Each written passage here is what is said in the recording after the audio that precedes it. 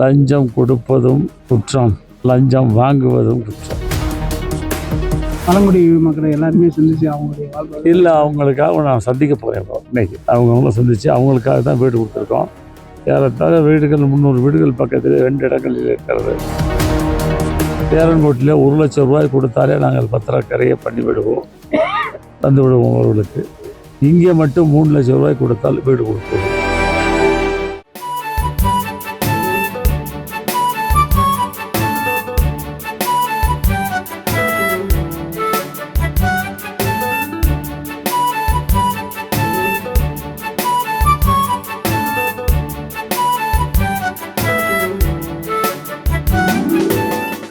பண்ண போகிறேன் சார். இப்போ நான் முதல் பட்டமளிப்பு விழாவுக்கு வந்திருக்கேன். பட்டமளிச்சாச்சு, பிள்ளைகளுக்கு தக்க அறிவுரையும் வழங்கியாச்சு. அந்த பேராசிரியர்கள் சேர்மனுடைய அன்பை பெற்று நான் இப்போது 2 ஆய்வு செய்யணும்னு இருக்கேன். இங்கே எங்கள் துறை சார்பாக வீடுகள் கட்டப்பட்டிருக்கிறது, வீடுகள் கட்டப்பட்டு முடிக்கப்பட்டிருக்கிறது. அதில் சிலர் பெறுவதற்கு தகுதி பட்டியலில் வந்திருக்கிறார்கள். இன்னும் மீதமுள்ள வீடுகளை குடியேற்றுவதற்கு நாளைக்கு மாவட்ட ஆட்சித்தலைவருடன் இருந்து சில திட்டங்களை பேசிவிட்டு செல்லலாம் என்று இருக்கிறீங்க. எந்த கதிகளை அவரை சொல்றீங்க சார்?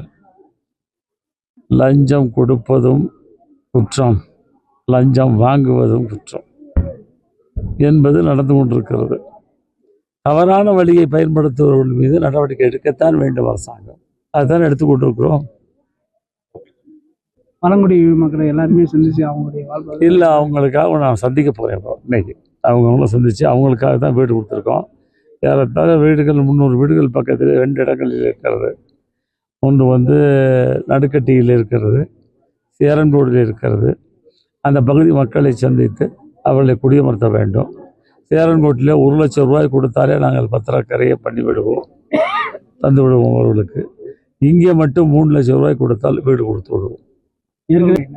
இல்லை, நாங்கள் மக்களை குடியமர்த்துவதற்கு வேண்டிய நடவடிக்கை எடுப்போம். மக்களுடைய குறைபாடு என்னன்னு கேட்டு அதை நிவர்த்தி செய்வோம். அவர் மகிழ்ச்சியாக வாழ வேண்டும் என்பதுதான் என்னுடைய முதல்வருடைய நோக்கம். அவர் என்னப்படி அதை முதல்வருடைய கவனத்தில் கொண்டு செல்ல திருத்தி அமைக்கப்படும் சில விஷயங்கள்.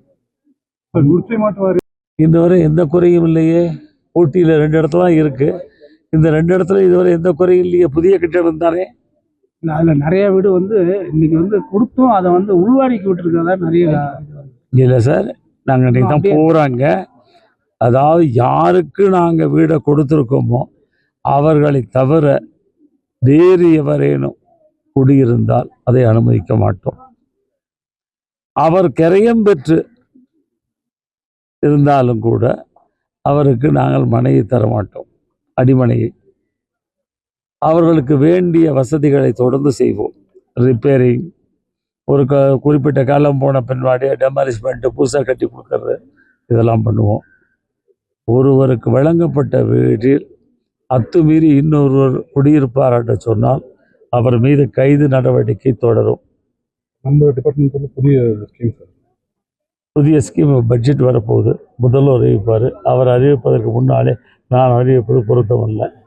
Thank you. Thank you.